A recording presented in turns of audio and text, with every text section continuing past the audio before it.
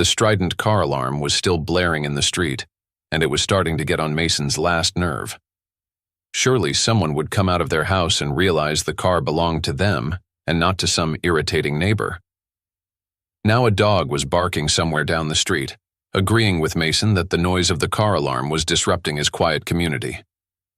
Mason peeked out of his front room window at the empty street with snow starting to drift and collect in the dusk.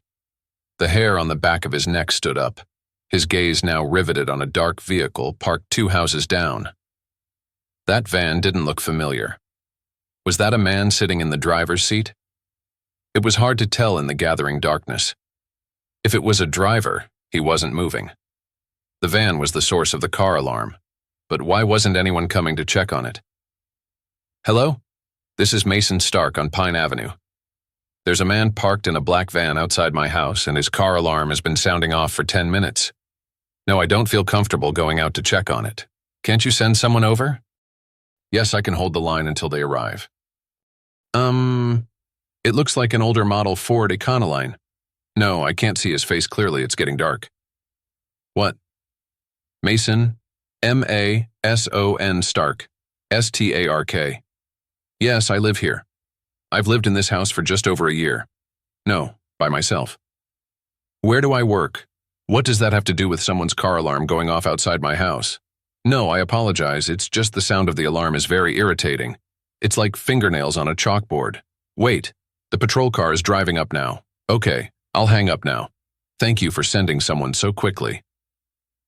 Feeling a little more secure now that the police had arrived, Mason stepped outside and lifted a hand in greeting to the officer who was now approaching the driver's side of the van. Mason drew closer to the vehicle and the officer made no attempt to stop him.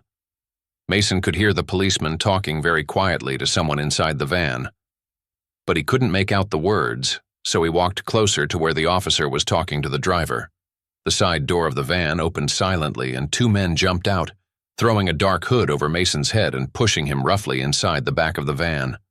The officer looked inside, satisfied that everything had gone so smoothly. Mr. Stark, we've grown tired of waiting for you to come out of hiding.